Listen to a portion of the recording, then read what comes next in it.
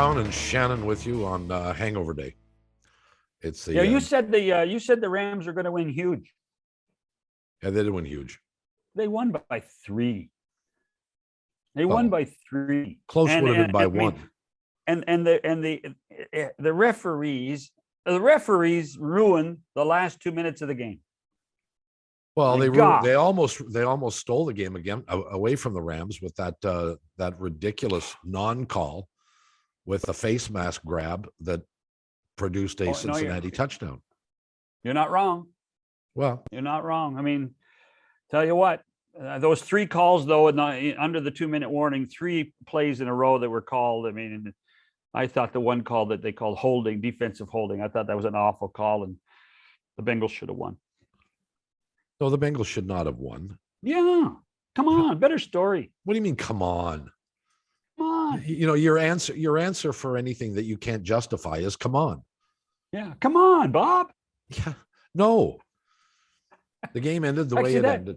That should be I'll tell you what I don't understand is why we now have so many camera angles, especially for a Super Bowl. Yeah. What are the 30, 40 cameras in there would have been close to 60. Well, there you go. So even I'm going half. It was easy to see why you don't use the cameras, especially in a big game, is beyond me. Get the call right. Well, you know as well as I do, the NFL will have their rules committee look at perhaps face masking and situations like that and be a coach's challenge. Well, and that's the good thing. The good news is the National Football League is not reluctant to make rule changes, but you know that's a rule change you should have foreseen a long time ago, and it should be in place, especially in a big game. I mean, that could have been the turning point in the football game.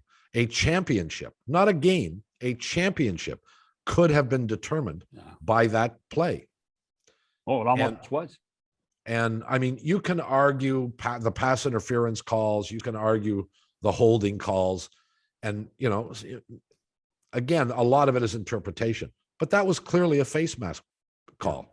Clearly, he grabbed him by the face mask, and as a result of that, the defensive back fell down, pass is completed, goes for a touchdown, and it could have been the difference in the game. With no disrespect intended to the Cincinnati Bengals, who played pretty well. Yeah. You're just saying that because you're a guy, you like the Cleveland Browns. And we all know that's the root. That is the root of all evil. That is the root of all evil, Bob. No, you know it's not. We got to go. Well, no, I'm not going to go. Yeah, okay. You are going to admit that it was a bad call and it was missed. Oh, no, it was a horrendous call, Bob. A horrendous call. Well, it just shouldn't be allowed. John Ourand, the Sports Business Journal, is going to join us. We're going to talk about the football game and a bunch of other stuff when we come back after these messages. McCown and Shannon back with you on this day after the Super Bowl. And we're joined by John Ourand of Sports Business Journal, who's in Los Angeles still after watching the football game, covering the football game yesterday. Well, I know this isn't it's not so much about the game itself for you. I understand that. We're not going to talk much about it, but we saw 7 pretty good football games over the last 3 or 4 weekends. No kidding, huh? Incredible run by the NFL. And the thing about that too, is I truly believe they're creating new stars. And I use my daughter as an example. She is in high school, goes to an all-girls high school in Washington, D.C., and she came home, she said, who is this Joe Burrow everybody's talking about? We've established a matinee idol out there. So it ultimately is going to be really good for the NFL. Great young star quarterbacks. Are you kidding me? That's what this is all about, man. That's what this is. When you not just Burrow, when you think look at the advertising that Patrick Mahomes is now doing. I mean, it's remarkable. And I would assume somewhere along the way, Matt Stafford and his wife are going to get something too, based on what NBC did with them yesterday. Yeah, no kidding. It's the quarterback position, and we'll see what happens with Cooper Kupp too. I mean, just sort of the new generations of stars, which is, will keep this NFL train rolling. So, if they continue to play well, that's exactly what they want.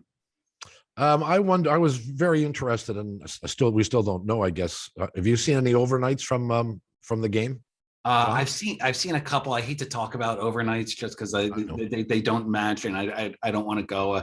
What I've seen aren't looking great so far, but we have no idea what that means. Like they could end up turning around. Well, and this is that if that's the case and the numbers aren't that great, it would justify my position last week, which was, you've got a small market in Cincinnati, and you've got a market in LA where it's the second largest city in the country, but it's really not a football city. It's so spread out. You got two teams. The weather is great. You can go and do a million different things.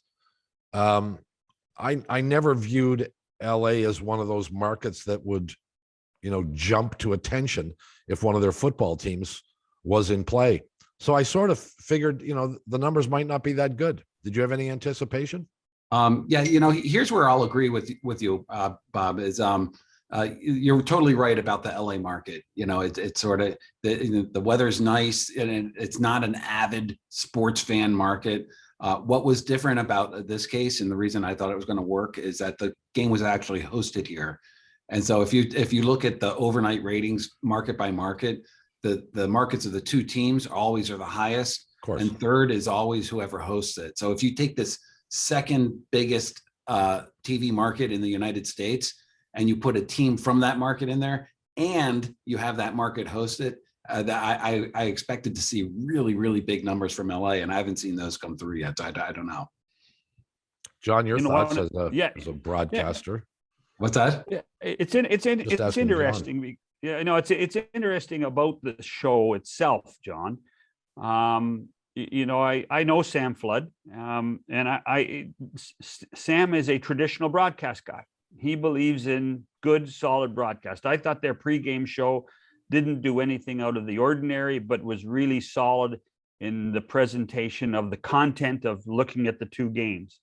But I'd love to know what you thought of. I mean, I was one of those guys. I was glued at 1:00 Eastern time, and making notes on what looked good, what didn't look good. And then what did you think of what they did yesterday? Yeah, I'm not I usually have it on as background noise, so I'm not looking at it. But I think every network, including Fox, Fox always tries to be edgy and to sort of step out a little bit. They view Super Bowl pre-games as they sell ads, and it's a place where they don't want to create any controversy or minefield. Right. This isn't like ESPN, in the weekday mornings, where you get Stephen A. Smith and people to yell at each other and try to, create buzz that way. They just want to have sort of a nice corporate environment to make all their corporate advertisers very happy. Yeah, what did you think of Halle Berry? I didn't. I was in the stadium, so I didn't actually see that one. Bob, did you see it? No, I didn't. Oh, I tell you what, it was their national opening. It was combining Hollywood and football and the movies, and I thought it was brilliant. I think it might have been, now not cheap, and money can buy a lot of stuff, but I thought the combination of putting Hollywood and the NFL together and football, I thought they did a really, really good job, and she sold me, and is a great way to start a night of football at my house for sure. Hey, John, I have a question for you. Those openings, I hate to bash them because people work so hard on them, and they are great. But I got to tell you, as a fan, I could care less about them, and the network spends so much time for these scene setters that I think the general fans really don't remember that well. I mean, it sounds like you really like these. Well, openings. I did, but I did it as a TV guy, and I think that's a really important point. It's funny. Our old pal Don Cherry would always come in on Saturday night and say, "Guys, you're wasting too much time on the opening. Nobody watches." and then you'd shuffle off and realize that he may be right. And I do think that there's a real internal predilection in the broadcast world for creating stuff that runs once, and how much of an impact does it really make? But from a pure storytelling for 3.5 or 4 minutes, it was fun to watch. Yeah, after the AFC Championship game, CBS said, "What did you think about that Tom Cruise thing?" And I was like, "I tuned in for kickoff. I don't even know what you're talking about, and I cover this stuff." I think, you know, that's a really, really fair comment, because I think a lot of people in the 1,000-channel universe and lots of things to go at home, I think people just say, "Hey, kickoffs at 6:35. I'll be there at 6:34." Yeah, Well, that was me. I Yeah. confess to being that kind of guy. I was actually watching golf and watched it go into a playoff, and had to flip back and forth in the early part of the game. But, you know, I hosted Super Bowl parties at my home for more than a decade. And none of us ever got invited, John. That's the record. None of us ever got invited to those parties. It was unbelievable. No, it was for my friends. Oh, And so, okay. but here's what happened. The guys, and there'd be, you know, 10, 12 couples as a general rule. Guys would be sitting in the family room. We'd be watching the game on the big ass TV. The women would be in the kitchen. They'd be yapping, they'd be drinking, they'd be preparing food, whatever they were doing. Not paying a moment's notice to the football game. Couldn't have cared less. And then halftime came. Yeah. And we'd all go downstairs to the theater where the bigger than big ass TV was, and everybody would sit down and watch the halftime show. I wonder what the reaction to this halftime show is going to be from a ratings perspective as well. Because I'll tell you what I saw on social media today. More loved it or hated it than anything else I think I've ever seen. John Ourand is nodding, so I guess you agree, huh? It was a polarizing one. I think people that are used to sort of the dinosaur rock acts that I guess the NFL has been moving away from. That was described in the press box by some people saying these are the dinosaur rap acts that are coming out.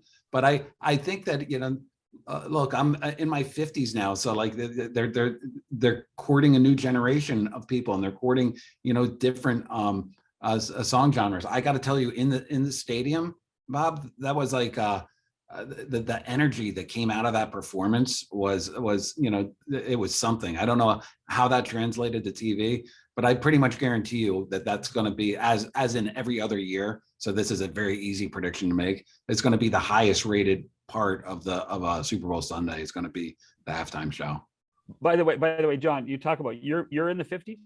So is Snoop Dogg. So is Mary J. Blige. So is Dr. Dre. Well, they're all in that age group too. Dinosaur. That's why it's dinosaur rap. Absolutely, yeah. It was not as if they were, you know, trying to get 22-year-olds with 22-year-old musicians. It was fun to watch. I give you that, and you know, put faces to names and enjoy it. And I love Mary J. Blige, but yeah, I just think like rap was different. The rap music courts a younger demographic than classic rock. Yeah. Well, yeah, and they've gone after younger people too. You know, in the past with the kinds of acts that they've had. Katy Perry doesn't appeal to an older crowd, and she did an outstanding job. So they have tried to go younger. It'll be really interesting to see how these numbers translate. Did you like it, Bob? Was it one of your favorites or no? No, this I almost turned it off. I knew the answer to that. I just had to ask, though. Yeah, I'm the last guy. You shouldn't ask me that question. I can't. Can we edit this out? No, it's rap crap. You know. I tell you what, Bob, you like it. Go ahead. You know, it's just not for me. I mean, and you're talking about how old everybody was. What about Eminem? How old is he? You know, I'm Slim Shady. You know, I mean, how long ago was that? That's got to be damn near 20 years ago, isn't it? That came out in the 90s. Well, you know, sure. Well, there you go. So Bob was disappointed Perry Como wasn't on. So. Up with People. That would have probably been. You remember Up with People, John? Do you remember? Am I showing my age now, John? Yes, you are, sir. Both of you are. And stop it. Speaking of age, Al Michaels is no spring chicken. Has he done his last football game, or is he going to wind up going to the Thursday night broadcast? He hasn't done his last football game. It seems likely that he's done his last football game for NBC. That nothing's been announced on that yet, but the tenor of the conversations that I had here in Los Angeles is that he almost certainly is going to go to Amazon. ESPN has been making a little bit of a run at him, but nothing's happened yet. This could all blow up, but I'm not making any news. But it looks like he's going to Amazon. So is this about? Just, sorry, John, go. I just curious. Like, what is? Have they promised Mike Tirico something, or what is the scoop there? That's such a good question. They have, in college football here, we have the coaches in waiting. They had a succession plan, and they brought Mike Tirico over years ago as a succession plan where he was going to go on Thursday Night Football and then sort of end up migrating once Al gets to the end of the contract. And, Al's coming to the end of the contract. They have Mike Tirico there, and the NBC they don't have that many sports, it's not like ESPN and ESPN Plus. So this is all part of, they think that they have somebody really good in the wings, and they're, more than willing to do that. And Al, we talked to him last week, and he loves to call games. He doesn't have to call the top game for Sunday Night Football. Like if he ends up on Thursday Night Football calling, I asked him this question. I was like, what if you get like the Commanders versus the Jaguars every week? He goes, if it's a good game, he's a sports fan still. And I believe him with this too. He hasn't gotten jaded about the game. The interesting thing, do you think that NBC has just told him they're not going to give him an offer? I don't know the specifics of that, but I think that it's been made sort of clear that they want to promote Tirico into that role. Huh. What happens with Collinsworth? Is he's still under contract at NBC? Yeah, they just redid his deal, so that was important for them to keep him, and especially after Drew Brees' playoff performance, which was underwhelming. Brees was with Mike Tirico, and just almost turned mute. It was a bizarre performance, and Tirico ended up. I'm a big fan of Tirico's. He ended up doing the play-by-play. Well, he carried the analysis. Yeah, there's no question he carried them that day. You're absolutely right. I was disappointed in what Brees had to offer too. There's two people. I tell you what. There's two people that really shone for me yesterday, and if you were in the stadium, you wouldn't have seen them. I thought Maria Taylor did a hell of a job. I really think that, what a great move for NBC. What a great move for her after the controversy at ESPN with Rachel. That to me that's a smart move overall. So John, let me dive down in that. Like, what does she do as a studio host? A studio host just sort of like, calls different people in. What did she do to make you say that? Well, I think that what she did do is she there's a lot of hosts now that are going over the line, a little more opinion. There's a real talent to be a traffic cop. It is a talent, and we've seen more and more of those hosts try to invoke their own opinions and do more analysis and not be the setup person. And she was really solid in doing that without overstepping any bounds. The other guy that has grown so much, and I cannot get enough of Tony Dungy. I cannot get enough of what he does and how he says it. And to me, they were, of all the people, now I have a bias, Catherine Tappan's a friend, and she, in her role, she was fine. But Tony Dungy and Maria did it, to me were, and you can see it by the fact that Maria was all over the map, right? She was in the stadium. She was outside the stadium. She was at the Santa Monica Pier. They threw everything at her, and she did it with great panache. And then Tony just tells you such great stories, puts things in perspective. And I mean, even controversial stuff like the Flores stuff, you listen to him and you understand it in such a manner that I just can't get enough of his common sense, patient approach to broadcasting. And they're using him a lot more in other things too. And I just think he's fantastic. Common sense, patient approach. We see that less and less these days. And Tony Dungy speaks with such gravitas. Like when he speaks, he means it. And like you better be listening. I agree with you. Yeah, but Dungy is not a rookie by any stretch of the imagination, either as a person or as a broadcaster. And I mean, at some point he's coming probably to the end of his time on air. How old is Tony Dungy? He's probably our age, Bob. I think he's a little older. You think? I think he may have a couple of years on Al Michaels. What's Al Michaels? 71? Al Michaels is 77, actually. 77, really? Yeah. Wow. Yeah. Well, I'll bet you Dungy isn't that far from that. I would have guessed he's 74, 75, but I may be wrong. No, we'll look it up. I just think and I'm glad that John agrees with me, because I think there's not enough of that in professional sports broadcasting anymore, and he just brings so much to the table. It's unique because he's so sort of understated. He actually stands out because of it, I think. Yeah, I think you're right. I really do think you're right. One of the other intriguing things that is evolving in sports, obviously, is the legalization of sports betting across North America and around the world. And it harkens me back. I'm old enough to remember the days when they actually used to talk about betting lines on the NFL Today. You know, Musburger and Jimmy the Greek. Yeah, and others. They, talking about betting lines openly and picking games. I think one of the things I was a little surprised at, and what I did watch of the pregame show, was seemingly a reluctance to go too deep into that. Do you think, John Ourand, that was deliberate? Do you think they're being cautious?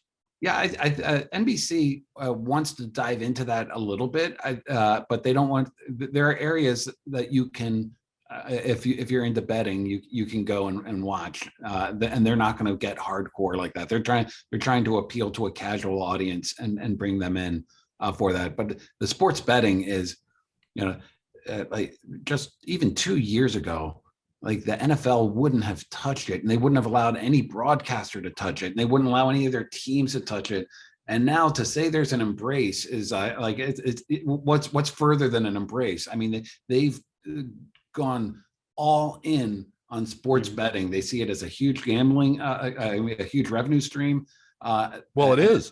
Yeah, well, of course it is. Yeah, and they see it as like you said, it's going state by state, and we're in I don't know how many states, but it's about half the states or so, and it's you can see where this is headed, and so they've just they've jumped in, and the 180 has been breathtaking over literally like 2 years. Well, because heaven knows the NFL needs another revenue stream. Oh my God. Well, that's totally true. John will know that I've been on this bandwagon for a long period of time. I mean, I lived in Las Vegas at a time when you could go to Caesar's Palace, and for $20, you could watch football games sitting inside a football helmet, a giant football helmet chair of your favorite team. And it got to the point where the National Football League and the other sports demanded a piece of the revenue. And when Vegas refused to give it up, they mandated through the courts, or threatened through the courts, to file action for the use of logos and colors and nicknames. And so all the nicknames of the pro teams were taken down off the board. So if you wanted to bet the Jets, it was NYA, or the Giants was NYN for National or American Conference. And so I don't think any of these sports, and hockey was as big of had a vocal position too. I don't think it was ever real. It wasn't about they hated gambling. They thought it was some plague on the sport. They didn't make any money off it. And as long as they weren't going to make money off it, they weren't going to let anybody use the nickname. It's no different than the Super Bowl. You can't use the name Super Bowl attached to any revenue generating thing unless you purchase the rights to it. So, we're talking about economics. No different than the Olympics. No different than the Olympics. No different. Yeah, you just named the two that have the power to be able to do that. I mean, it's a very small list. Imagine if Major League Soccer or somebody says like, "Oh, you can't, you can't do it." They don't have that kind of leverage. But the NFL is, it's so popular, and it's so important to really the more than the health, just the livelihood of these networks. I mean, without it, that it's a last programming standing for them. Did you see, speaking of that, I was reading an article last week. Did you see the profits for Fox and how much of it was really attested to what the NFL has done for them. I mean, we're talking like maybe you could correct me, but I thought I read the number $4.5 billion. John, since I've been writing about this stuff for, going on like 2 decades now, literally everybody wants, why aren't you writing about the sports rights bubble? When is a bubble going to pop? I mean, look at those numbers. The live sports and live big time sports. So in the United States, it's the NFL, it's college football, it's the NBA, and then there's kind of a Major League Baseball if they ever play, I guess. And then you have hockey as well. There were reasons why these networks are paying so much still for the rights of these sports. It's the biggest. These are the biggest programming genres out there: live news, live sports, and that's an exact reason why. So just as an aside to that, in your talking with the people at NBC this week, how much do you think they did a show that wasn't traditionally for the football fan? How much do you think their approach was that we know our audience isn't going to be the hardcore? And let's say it's 85 million or 90 million. Do you think that do they admit to making a conscious decision to trying to talk to people who don't necessarily watch football all the time? No, because you have, Al Michaels and Chris Collinsworth during the game, like they do the game the way they do the game. And I think I did rewatch the fourth quarter, and it was they were doing the way they've done Sunday Night Football for a decade. And I think that if they try to dumb it down, I think there's this big sense of we're in this fun club. And if you're a casual observer, you kind of want to join this club, and we have to make it inclusive. We can't just be an exclusive club out there. And so they don't. I don't get the sense that they try to dumb it down much, other than some sort of really light features during the pregame show that you wouldn't see normally. But it's the Al and Chris, they called a regular game. The reason I asked was in the first quarter, as they're trying to set up the matchup and the event and the game, there was a couple of times where it was quite obvious that Fred Gaudelli, who's been on this show a few times, and his staff were saying, look at all the celebrities or look at the families. And there was at one point, Michaels literally said, what are we going to look at now? It was early in the first quarter, and they did a montage of all the celebrities, Matt Damon and all these guys, and it was almost, you could almost hear him say, "Oh, please, would you let us go back to do the game?" And Al's a Hollywood guy too. You would think he would dive into that. I mean, that's a staple of all Super Bowl programming. So I guess that does go a little bit more like that, but it's great. The conclusion of the National Football League season has significance in a number of ways for broadcasting, and we want to address that to some extent. John Ourand of Sports Business Journal is with us. We'll come back after these messages. Bob McCown, John Shannon, John Ourand of the Sports Business Journal is with us from Los Angeles, where he was in attendance at the Super Bowl. So the NFL season now is behind us, which sort of opens up another window for other sports. The National Hockey League, NBA, Major League Baseball, we don't know if it's going to start on time or be delayed, but spring training games under normal circumstances would start appearing on television in just a couple of weeks from now. But let's start with the NHL package. I don't know how much attention you've paid to ESPN and TNT's coverage, but they're going to get more eyeballs watching them, presumably over the next few weeks, now that football's out of the way. What kind of a job are they doing? Before I answer that, you went through your list of sports that are coming out this spring. What did I miss? What's going to be the highest rated sport this spring by far? The USFL is launching. They're bringing back football. And I'm not even joking. They're going to get millions of viewers for each one of those games that on NBC and on Fox. The two networks diving into it. And it just shows the popularity of football, I think. And whether or not the league is going to be a success is I have no clue. But in terms of TV numbers, they're going to get a lot. Do they have specific windows, John? I don't know that I know they launch in mid-April, April 16th.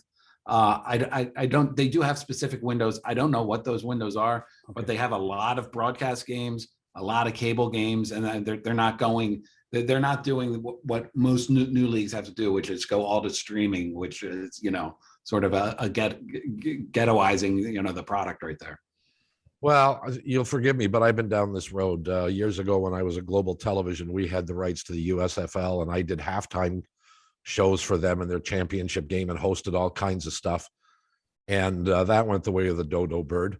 Earlier than that, the World Football League, my former roommate, Dick Thornton, who played at Northwestern and played for many years. I think he's in the Canadian Football Hall of Fame.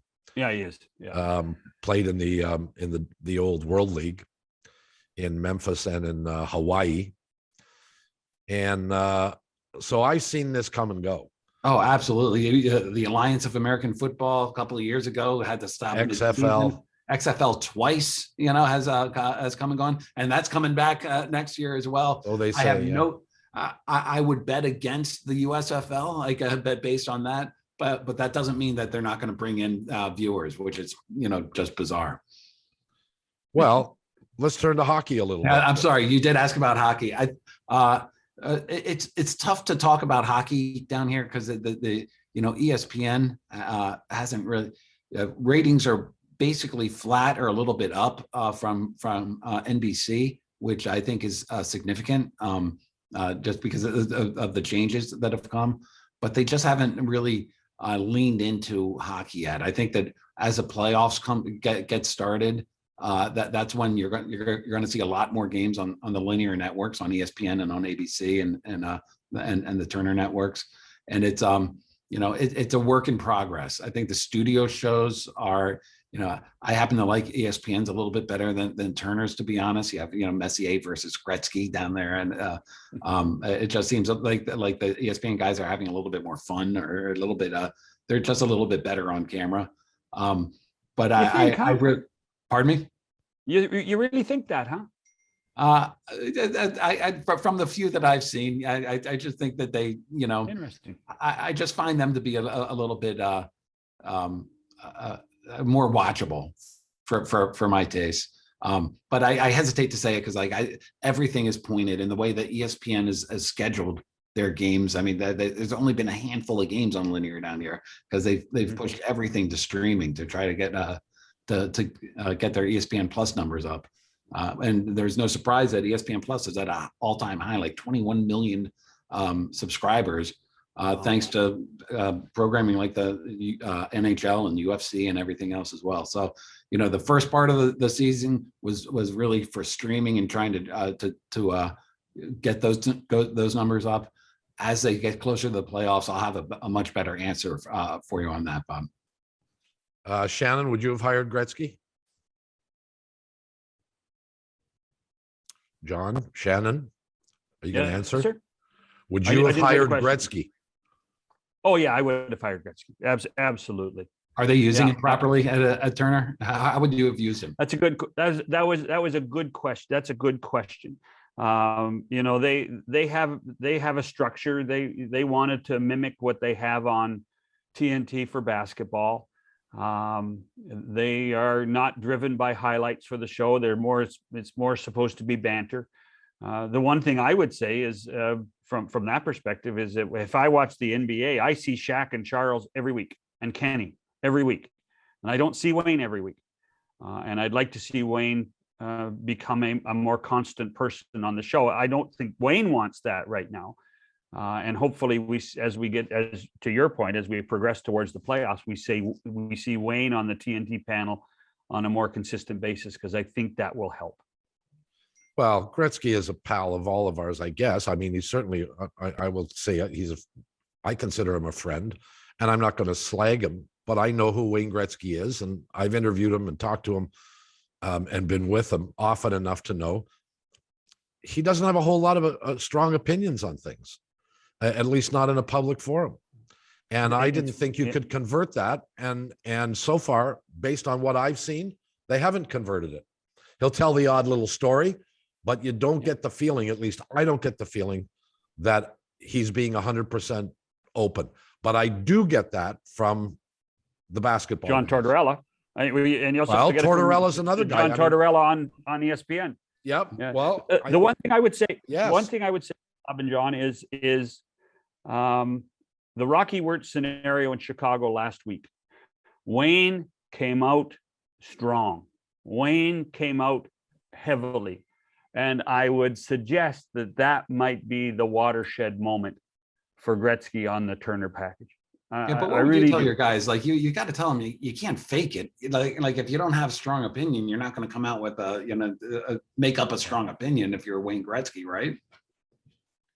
So the only thing I would tell you, and Bob knows, and Wayne has opinions. Wayne has opinions, but yes, Wayne but he won't give them publicly as a general rule. For the most part, you are correct. And he bought into the media speak. Yeah, we talked about this before the package was officially signed, that if somebody goes after Wayne better become a little more outspoken. And I have really only seen it, in my opinion, I've only seen it the once, and that was his comments that were very critical of the owner of the Chicago Blackhawks. John, let me ask you a question. You seem surprised that I gravitated toward the ESPN studio show more so than Turner. What one do you think is registering better? Well, I think, it's funny. As a Canadian, I actually probably get to see more ESPN games in my house than you do, because I have the NHL package more than people have ESPN Plus when you think about hardcore hockey fans. So I always talk to my friends in the United States, saying, "Did you watch ESPN last night?" They said, "No, I don't have Plus." So, but I get it part of my NHL package. I think that the studio composition in ESPN is actually simpler. They are trying to create the big event on TNT on a weekly basis, and I think that as someone who has earned their living in hockey for a long period of time, that I like that better. Mm-hmm. I do like. I think Paul Bissonnette has grown on me. Anson Carter has always been good. I think Anson Carter is not afraid to have opinions, and that whole concept of how TNT designs an intermission show without relying on highlights and more of banter, to me, has been, I think, a positive. Is it there yet? No, it's not there yet. As you said, I think both are a work in progress. But I would gravitate more to the TNT panel than I would the ESPN one at this point. The other thing is, though, the people that I think should be on the panel at ESPN have been doing Monday Night Football. Like Steve Levy's been doing Monday Night Football.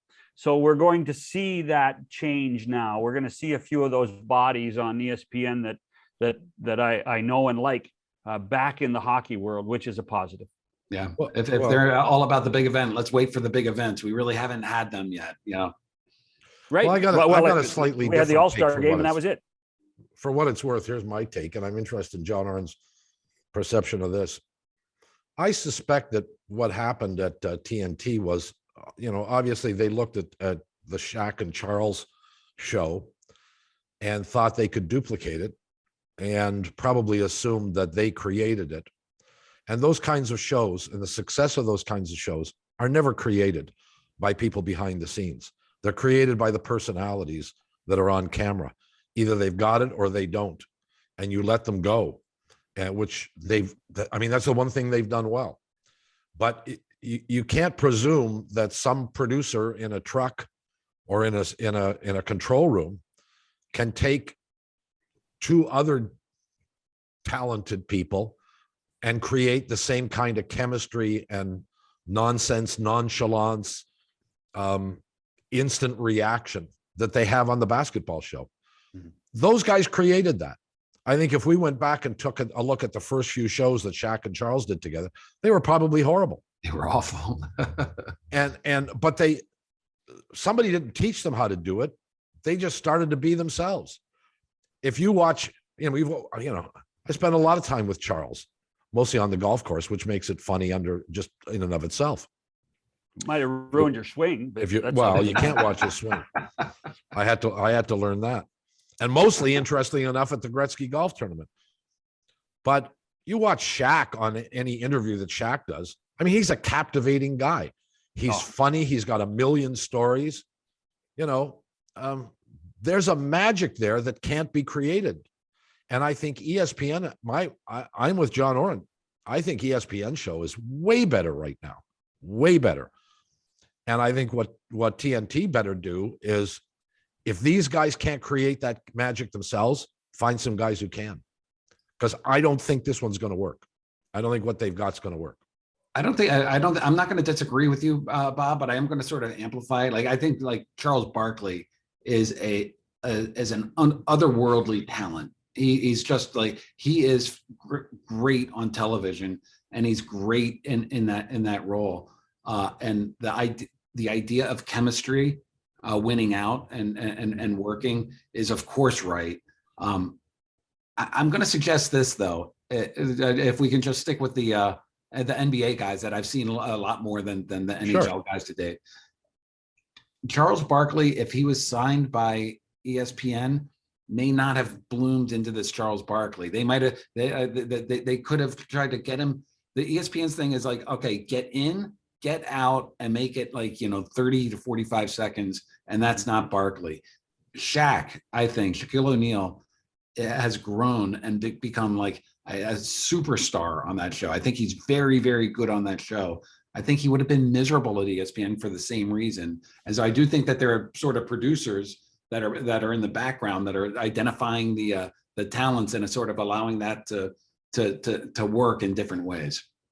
And we've seen that over the years at ESPN. We've seen, remember they had Magic Johnson, who is larger than life on one of their, and how long did the Magic experiment last? Not very long. The other difference between the basketball and the hockey, and I don't expect anybody to comment on this, is Charles and Shaq and Ernie Johnson, who's the host, they are their own brands. They're brands. They're not people. They are larger than life brands. I mean, you can see that how many commercials now they have. You can, and Shaq's smart enough. He's got all his buddies in on that General Auto Insurance commercial. They're all working on it. That's the biggest difference, is that when you can put brands on and drag viewers in to say, these guys are larger than life, and you know them larger than, you don't have to be a basketball fan to know Charles. You don't have to be a basketball fan to know Shaq. That's really important. And that's the learning curve that hockey is at Turner, in my opinion, and to a lesser extent, ESPN is going through right now. Well, the other event that's going on, and probably under the radar, at least this past weekend, is the Olympic Games. And the one commonality that we have now with an Olympic Games that is, 12 hours, 13 hours, 14 hours, whatever it is away, is that most of us are not watching it live. We're not staying up till 1, 2, 3 o'clock in the morning to see it live. Shame on you. Shame on you.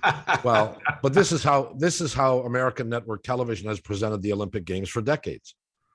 They have not presented it as a live event, live events. They presented it as a highlight package, which always drove me crazy.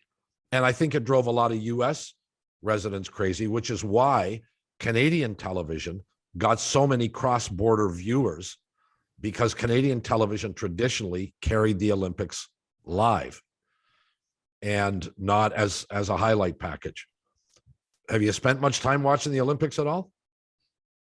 Incredibly. We're like, what are we, 45 minutes into this discussion, and we brought up the Olympics finally? Mm-hmm. I've never in my life seen the Olympics fall so far from in terms of the sporting headlines, from the NFL, from what's happening in the NBA, for the NHL. I don't know. I've not spent a lot of time on the Olympics. It's a tough watch right now. It's completely off the radar, isn't it? Yeah, and you know, the thing about the Olympics is that it's just a confluence of bad events that have befallen well, the Olympics, but NBC in particular. I mean, they have to show empty stadiums. We know what happens, and it's just not a good TV product if you're showing empty stadiums. So there's COVID. There's an American team that's not particularly you know, by American standards, not good. You know, I guess they're third in the medals, but there's no definable stars that are not named Shaun White, and the stars that they did have didn't perform. The time zone is just completely awful for them. And I do know that with the NBC, they're committed to the Olympics, and it was like, we just got to get through Tokyo and we got to get through Beijing, because after that we're in Paris, and that's going to be huge. Then we're going to be in I think it's Milan. We're going to be in Italy for the next winter, yeah. And then the big one comes, and we're going to be in LA. So I'm not ready to kick the Olympics to the door. But the Beijing games, I didn't even mention the geopolitical problems that are over there as well, which I firmly believe is depressing viewership here. People don't want to watch and support you know, the Beijing regime. Any word or thought about how NBC streaming service Peacock has done with them? Peacock has made huge gains. I haven't watched it, so I'm depending on people that I've talked to on Peacock. In Tokyo, Peacock was roundly criticized because it was just difficult to navigate, and you didn't know where and how to find things. I'm not hearing that at all right now. So the idea of going to Peacock and watching what you want to watch when you want to watch it is a much easier process right now. And I don't have numbers because they don't release numbers, but the word is that the Olympics on Peacock have really increased the subscriber count over there. Just having all the Olympic games there. Because that has been in our country as well. The CBC online version called GEM was a huge success in Tokyo, and has continued to do that for the Winter Games, simply because, to Bob's point about time zones and the fact that you can watch when you want, and you can stream when you want, and you become your own programming department, which I think is, let's face it, that's the way the world's going, right?